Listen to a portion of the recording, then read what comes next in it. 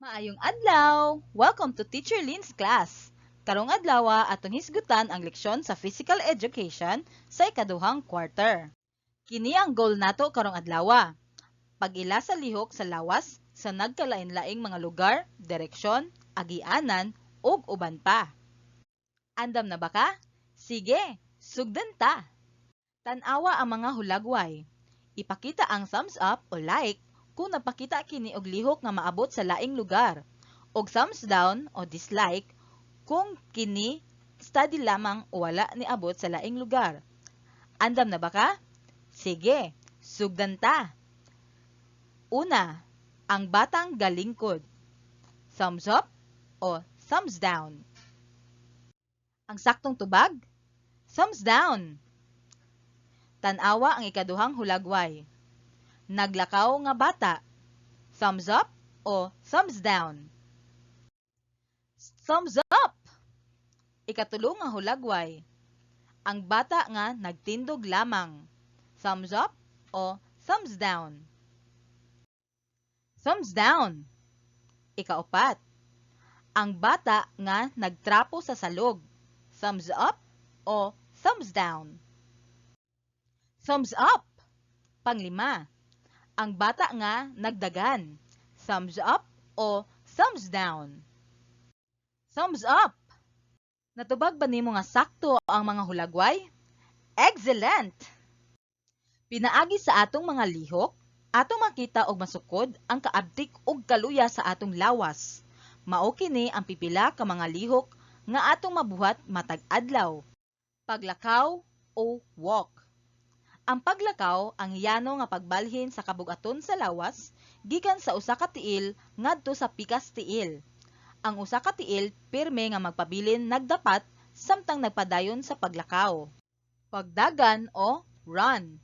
Kini ang pagbalhin sa kabugaton sa lawas gikan sa usa ka tiil ngadto sa laing tiil nga may hustong kapaspason nga maoy hinungdan sa duha ka tiil nga moalsa sa salog samtang magdagan. Pag-ambak o hop. Kini ang pag-ambak sa hangin sa usa ka tiil nga anaa ang kabugaton sa lawas ug pagtugpa niini sa maura nga tiil.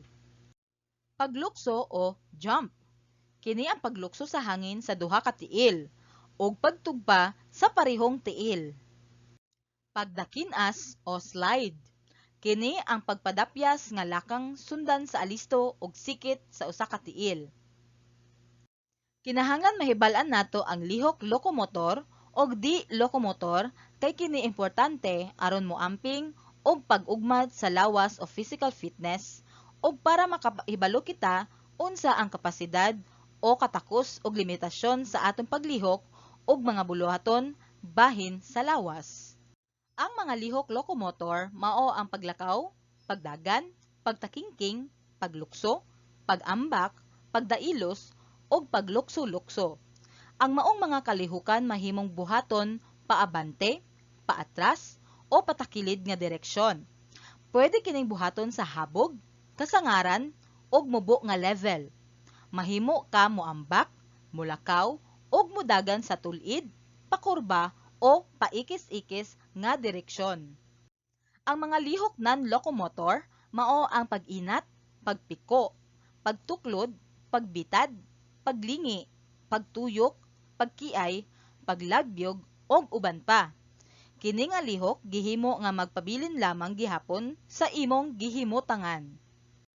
Ilha ang mga lihok sa nagkalain-laing ngalan sa dula sa hulagway. Check kung lokomotor og X kung non-locomotor. Una, luksong lubid. Ang tubag, X. Kaduha, luksong tinik. Ang tubag, check. Katulo, ang tiyakad o kadang-kadang. Ang tubag, check. Pangupat, ang batulata. Ang tubag, check. Panglima, ang dakpanay. Ang tubag, check. Natubag ba nimo nga sakto ang mga hulagway? Good job, palangga! Mahimo ang mga kalihukan nga imong nasinati sa dili pagbalhin sa laing lugar o personal space. Mahimo sad kining mabuhat sa kinatibuk-an mong dapit mao ang general space.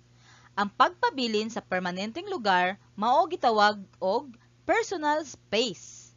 Sa laing bahin, ang general space mao ang usa ka dapit sa sulod sa lawak ug sa luag o libre nga lugar o utlanan diin ang imong lawas makalihok.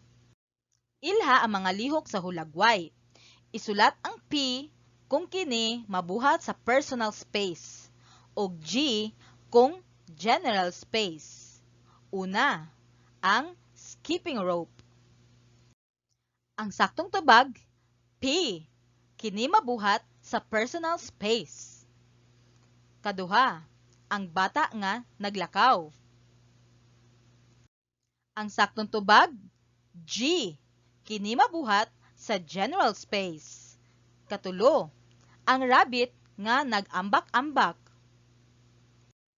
Ang saktong tubag, G. Kini mabuhat sa general space. Kaupat, ang bata nga nag-slide gikan sa wala padulong sa tuo. Ang tubag, G. General space. Kini mabuhat sa general space.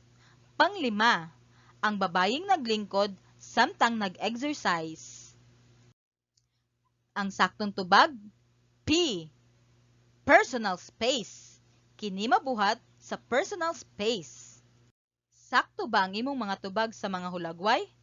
Impressive kalangga! Kini ang natun-an nato karong adlaw. Pag-ila sa lihok sa lawas sa nagkalain-laing mga lugar, direksyon, agianan, ug uban pa. Nalipay ako nga giubanan ko nimo karong adlaw sa atong leksyon. Daghang salamat!